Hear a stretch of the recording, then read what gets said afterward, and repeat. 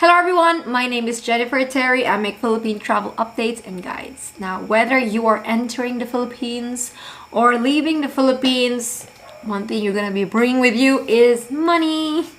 So in this video, we'll talk about the rules on bringing in and taking out money out of the Philippines. Before we proceed, let me give a shout out to the sponsor of this video, Surfshark. Surfshark VPN gives you protection to your online privacy, unlocks exclusive benefits, and it has a 30-day money-back guarantee. And the best thing about Surfshark, they allow unlimited devices. So you can have one Surfshark account for your phone, for your computer, for your TV, for your Firebox, for your Fire Stick. So when you're traveling, you won't have to miss out on your favorite shows or sporting events because with Surfshark, you can switch your server to up to 3,200 plus in 65 countries. Or for example, if you are a Filipino, you miss the Philippines, or you are a foreigner who wants to learn more about the Filipino culture, well, watch Filipino movies, right? With Surfshark, you can switch your Netflix to Netflix Philippines and have access to Filipino award-winning and trendy movies and shows. Now, when you're traveling, guys, you're gonna be connecting to public Wi-Fis. You wanna protect your credit card numbers, your usernames, your passwords. Well, that's when a VPN helps. It encrypts your online data and keeps you safe on public Wi-Fi. So what are you guys waiting for? Scan the QR code above. It'll give you an 83% discount, 3 months free, and a 30 days money-back guarantee. So go ahead and check it out for yourselves. I have my code here. Thank you, Surfshark. Now, the information that we have is coming from Bangko Sentral ng Pilipinas. When we talk about money, we're referring to foreign currencies, Philippine pesos, and other monetary instruments in the form of traveler's checks, drafts, notes, money orders, bonds, deposit certificates, trading orders, confirmation of sale and investment, yan. Debit cards, credit cards are not counted. No matter how much money you have in your card, you don't have to declare it, you don't have to do anything. It's not counted. Let's start first with transfer of currencies, foreign currencies in or out of the Philippines. So the amount is pretty simple. If you have $10,000 or less, no action is required. No need to declare, no need to pay any fees whatsoever. No need to declare. If you carry, however, more than $10,000, you need to declare it upon arrival or once you leave the Philippines. So if you're carrying other foreign currencies, Jennifer, I'm carrying 15,000 or 15,000 Canadian dollars or 30,000 pounds. You have to convert it into US dollars to find out whether you have to declare it or not. So for that, we need to base it upon the Bangko Sentral ng Pilipinas Exchange Plate Bulletin. The exchange plate bulletin may be used to obtain the US dollars equivalent of the amount of currency or monetary instrument being transferred. So there is a link to that, this one. So we can check. Okay, so for example, I'm carrying with me 15,000 Canadian dollars. Do I have to declare it or not? So first, we have to convert it into US dollars. So let's see, Canadian dollars here. So Canada, we need to find its US dollar equivalent. All right, this is as of September 1. It's 0.76155.7. So let's go to our calculator. So we have 15,000 times 0.76, that's the equivalent. So that's 11,423 USD dollars according to the conversion of Bangko Sentral ng Pilipinas exchange rate. So do we have to declare it or not? We have to declare it because it's over 10,000 US dollars. Okay, let's do another example. Let's say you have, I'm gonna go with Australian dollars. Let's say you have 13,000 Australian dollars. Do you have to declare it once you enter the Philippines or once you leave the Philippines? Let's convert it into US dollars. So Australia USD, okay, here, 0.68 4,000. Okay, let's go to our calculator. So let's say I have 13,000 Australian dollars times 0.68 4,000. It's 8,892 US dollars. So I don't have to declare it because it's less than 10,000 US dollars. Right? It's very easy. Let's do other. Let's do a whole number. For example, you have, it's hard to find because US dollar is so strong right now. Or let's say you have 9,500 pounds. Do you have to declare it or not? So UK pound is equivalent to 1.162 to 100 US dollars. So let's do 9,500 divide 1.162,100.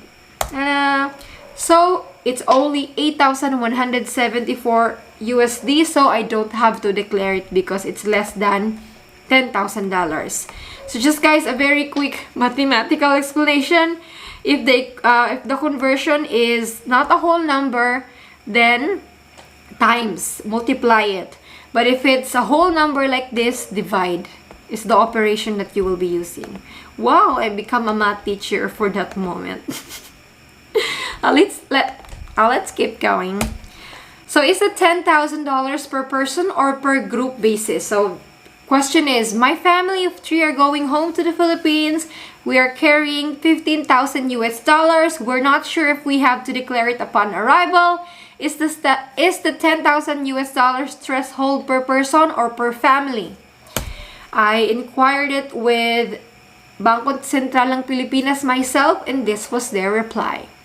The 10,000 US dollars threshold for the cross-border physical transfer of foreign currencies into or out of the Philippines is on a per-person basis. Since you are a family of 3 who will be traveling together, carrying a total of US 15,000 or $5,000 per person, there is no need to declare it said amount, provided that the 3 travelers are physically present upon inspection by the Bureau of Customs. Yay! So it's not per person, it's not per family, it's per person, as long as you're traveling together. Okay, that's great. Now, if you have over $10,000, how to declare it? So there are 2 ways. You can declare it manually at the customs desk at the airport, so upon arrival or departure, or you can also declare it online through iDeclare. So this is a very new system introduced by the Bureau of Customs. So let's go first with manual. So if you're going to declare it upon arrival, manually you'll be handed out this form. This form is available at the Bureau of Customs desk, either in arrival or departure areas of international ports in the Philippines. So let's see what this form looks like. This is for specifically, let's go here. I want to show you what it looks like. So this is the form. Yep, this was actually just been updated last May. So it says Currencies Declaration Form.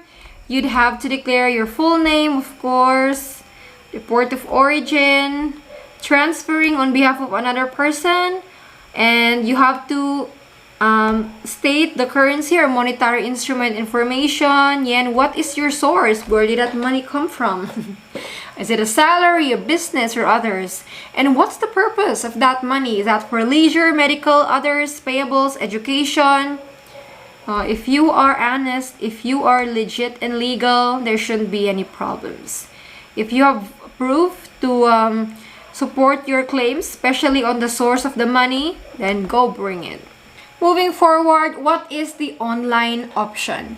If you guys are going to want to declare it online, then you go to ideclare.customs.gov.ph. But before we go into that website, It is only available in NAIA Terminal 1 arrivals and departures. So, you guys, if you're landing in Terminal 2 or departing in Terminal 2 or 3 or 1 or 4, you can't use it.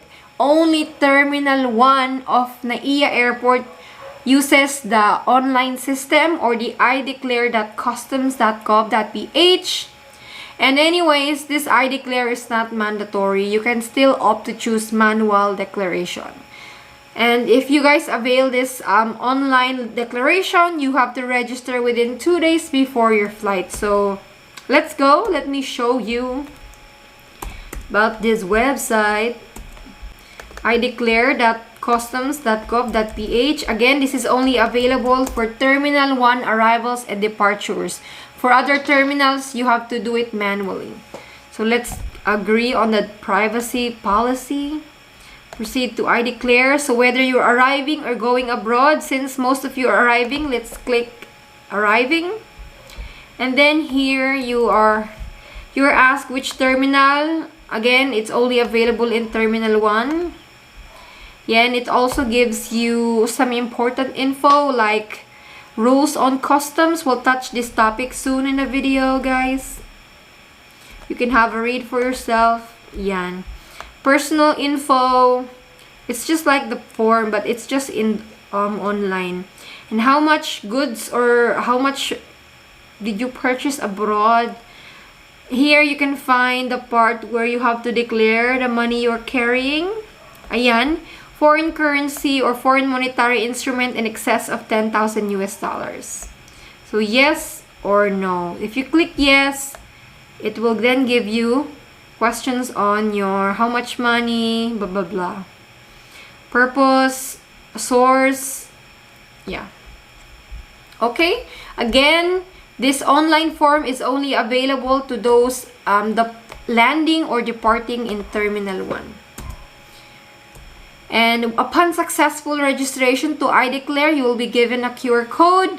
Green color means nothing to declare. Red means you have goods to declare. Since you guys are carrying more than 10,000 US dollars, of course, you will be given the red color, goods to declare. iDeclare mandatory for those landing or departing in Terminal 1. The answer is no. Yes.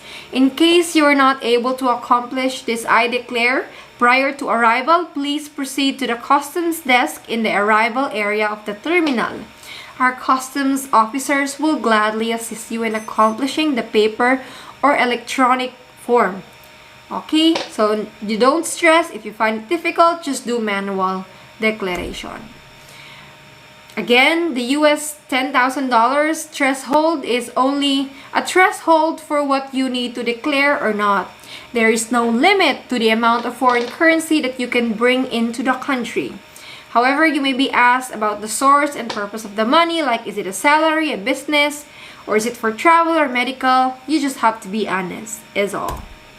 Now let's talk about Philippine Peso. If you're transferring or carrying Philippine Peso into or out of the Philippines, what are the rules? This one is quite restrictive compared to foreign currency. Foreign currency doesn't really have a limit. Philippine Peso has. So, for 50,000 pesos worth of Philippine Peso or less, you can bring it or take it out of the country. There is no action required. However, if you're carrying more than 50,000 pesos, a prior Bangko Sentral ng Pilipinas written authorization is required. So, carrying more than 50,000 pesos, you need a BSP written authorization. However,